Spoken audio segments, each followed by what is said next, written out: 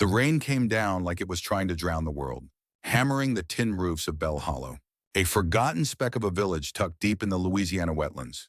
The sky was the color of bruised steel, and the bayou, usually lazy and brown, had turned into a churning beast, swallowing dirt roads and cypress roots alike. Caleb Monroe, Rearenison, a lanky 24-year-old with calloused hands and eyes that carried too many quiet years, was patching a neighbor's leaking porch when the storm hit. The weather reports had lied, said the tropical storm would skirt east, but here it was, tearing through like it had a personal grudge. Caleb was wiping sweat and rain from his brow when a scream sliced through the wind, sharp and raw, like a blade through fog. "Help! I can't swim!" His heart lurched, a cold jolt of fear mixing with instinct. Mud sucked at his boots, but he was already running, slipping down the slick path toward the old wooden bridge that spanned the marsh. The water was high, licking the bridge's posts, and through the blinding sheets of rain, he saw it. A sleek silver SUV, half submerged, wedged against the bridge's railing. Its headlights flickered weakly, like dying stars. And inside, the water had rolled. A woman was pounding her fists against the glass, her face a blur of terror. Caleb's pulse thundered in his ears. Fear clawed at his chest, but he shoved it down, ripping off his soaked flannel and climbing onto the bridge's railing. The current rocked the SUV as he leaped onto its hood, nearly losing his footing. The water was icy, biting through his jeans, and the vehicle groaned under his weight. He fumbled for the crowbar on his tool belt, his hands shaking, not from the cold, but from the weight of knowing a life hung on his next move. 3 swings? Which one? I none. Each one fueled by desperation. And the passenger window shattered, glass spraying into the dark water. Her scream was muffled now, choked with panic. "I can't. Please, will we come to summers we're not Simon? I can't breathe," she gasped, her voice trembling as water poured into the car. Caleb leaned through the jagged window, his arms straining as he cut her seatbelt with a pocket knife. "I've got you," he said, his voice steady despite the chaos, locking eyes with her. "Look at me. You're coming with me." Her eyes, wide and green, flickered with a mix of fear and trust, and that look burned itself into him. She was soaked, afraid, shivering, her dark hair plastered to her face. "I don't know how to," she started, but Caleb cut her off. "Don't worry about swimming. Just hold on." He gripped her arm, pulling her through the window as the SUV lurched, its back tires lifting. The car was seconds from going under. "Now what do we supernatural?" he shouted, slinging her arm over his shoulder. The current hit them like a fist, dragging at his legs, but Caleb kicked hard, fighting the pull. Debris swirled past. Branches, wanam, a rusted can, a child's shoe, shania the canori, and the woman clung to him, her fingers digging into his shoulder like she was holding on to life itself. His muscles burned. His lungs screamed, but he didn't stop. "Stay with me," he yelled over the roar of the water. "You go. I go. I'm not letting go." Her grip tightened, and somehow that gave him strength. He pulled her sideways, inching along the edge of the current until they reached a crumbling tool shed, half collapsed against a high bank. Dragging her inside, he wedged a rusted wheelbarrow against the door as water seeped through the cracks. They collapsed onto the wooden floor, gasping, water lapping at their ankles. Caleb's chest heaved, his body heavy with exhaustion, but relief flooded him as he saw her breathing. She was trembling, her lips pale, her eyes barely focusing. He grabbed a tarp from a corner and wrapped it around her, his hands gentle but firm. "You're okay," he said, crouching beside her, somewhere dry enough. That's what matters. In the dim light, he could barely make out her face, just the sharp line of her jaw. The way her chest rose and fell too fast. She was burning up, shock setting in, his stomach twisted with worry. He rummaged through his backpack, pulling out an emergency blanket, a granola bar, and a flask of water. "Iris Hernjorn. Drink," he urged, his voice soft but insistent. She tried to sit up, but her body sagged, and Caleb steadied her, his hand warm against her shoulder. "No hero moves tonight. All right. We're not dying in a damn shed." She let out a weak laugh, and the sound, fragile as it was, eased the knot in his chest. Thunder rattled the walls, and the rain pounded harder. Water crept up to their knees, but the shed held. "You got a name," he asked, desperate to keep her awake. She hesitated, her voice faint. Sarah, he nodded, sensing the lie but not pressing. I'm Caleb.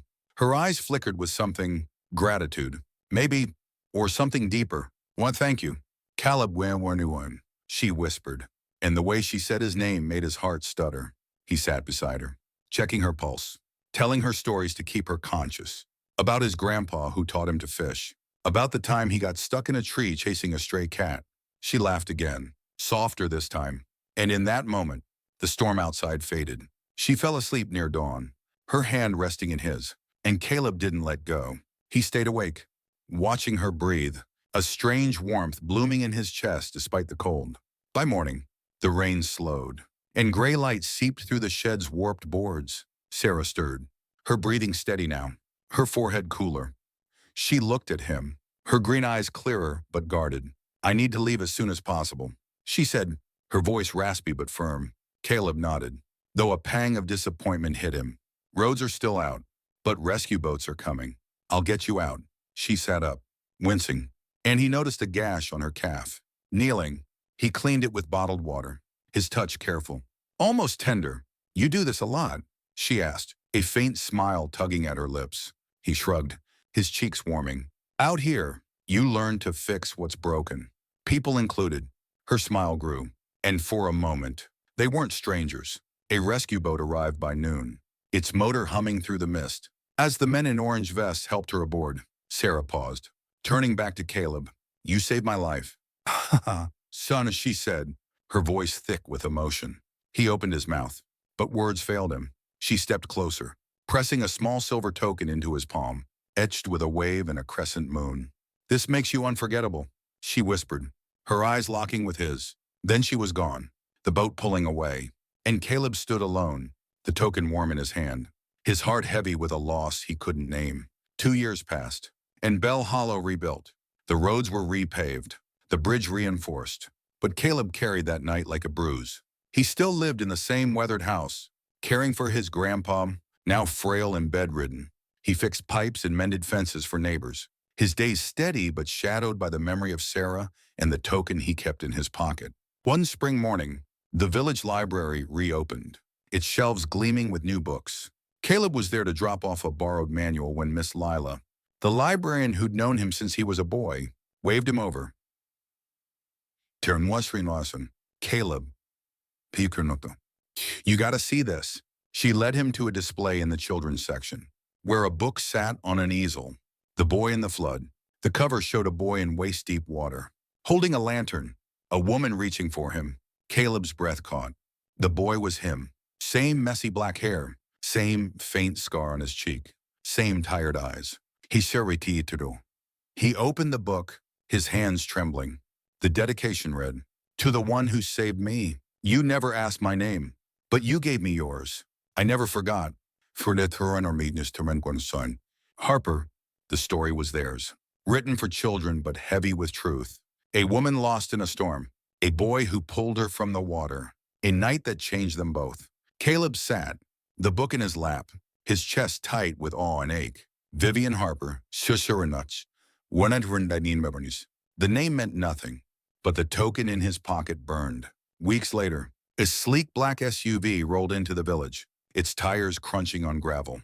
Caleb was outside the gas station, grease on his hands. When the driver's door opened, a woman stepped out, her dark hair in a loose braid, her green eyes unmistakable. His heart stopped. It's really you, she said, her voice soft but urgent. He dropped the rag he was holding, his throat tight. Sarah, it's just her renouncem, she smiled, almost shy. Not exactly. My name's Vivian Harper. The name hit like a wave. Vivian Harper. Tekken Amanus. They were Tekken billionaire.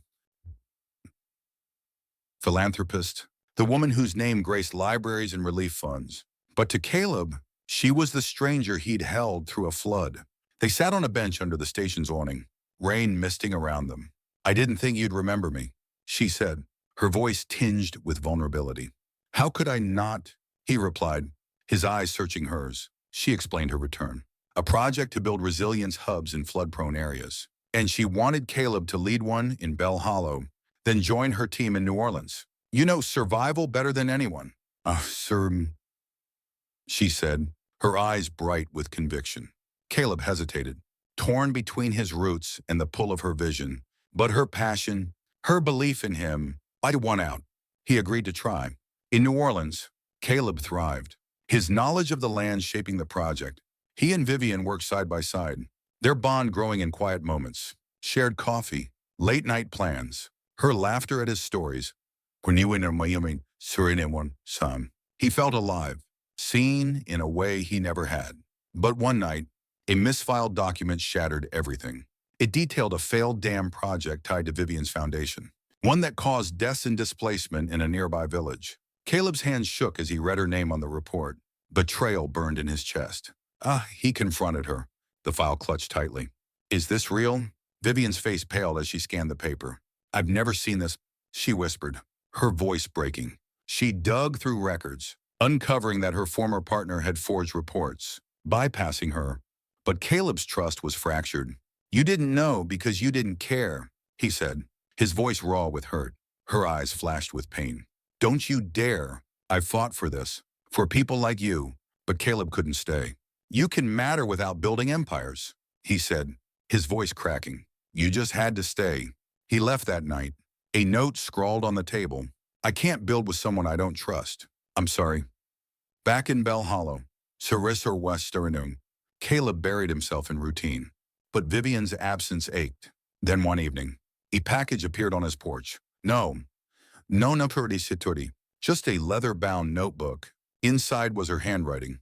Page after page of her soul. She wrote of the flood, of his voice anchoring her, of her search for him, of boardrooms that felt empty without him. One line stopped him cold. You think I left, but I never arrived. Caleb, is there a one someone? Not until you want him. Tears blurred the ink. Caleb had carried the pain of being forgotten, but this was proof she'd never let him go. The next morning, he found her by the bayou, sitting on a bench, her coat damp with mist. He sat beside her, the silence heavy but not unkind. You didn't write this for anyone else, he said. Only you, she replied, her voice trembling. I was angry, he admitted. I didn't deserve to leave like that. Her eyes shimmered. You left because you were scared. I couldn't care that much. I let you go because I was scared to ask you to stay. He nodded, the weight of their truth settling. I forgive you, he said, softer. Corneta once, not because you're Vivian Harper, because you're the woman who survived with me. She covered her face, a sob breaking free. They sat, two people who'd hurt and healed, the bayou whispering around them. Over time, they rebuilt trust. Vivian stayed, teaching kids flood safety with Caleb, chopping vegetables for his grandpa's stew, laughing in the rain. They didn't rush love, they let it grow. Steady and quiet. 8 months later, the Resilience Hub opened, a simple building with books, medicine, serum, and hope. At the ceremony, Caleb spoke, his voice steady. I pulled her from a flood, but she saved me from drowning in doubt. Vivian stood behind him, her hand on his back, her smile enough. That evening, by the bridge where it began, Caleb gave her a ring carved from cypress, the word stay etched inside. This is what survives a storm, he said. She nodded, tears falling, and slipped it on. They stood together, hands entwined, the river glowing under the setting sun. Love didn't arrive with fanfare. It came soaked, broken, and quiet, asking, can I stay? And they did. If this story stirred your heart, reminding you that love can rise after the flood, don't forget to share, and subscribe to H Stories. Join us for more tales that heal, inspire, and remind you you're never too lost to be found.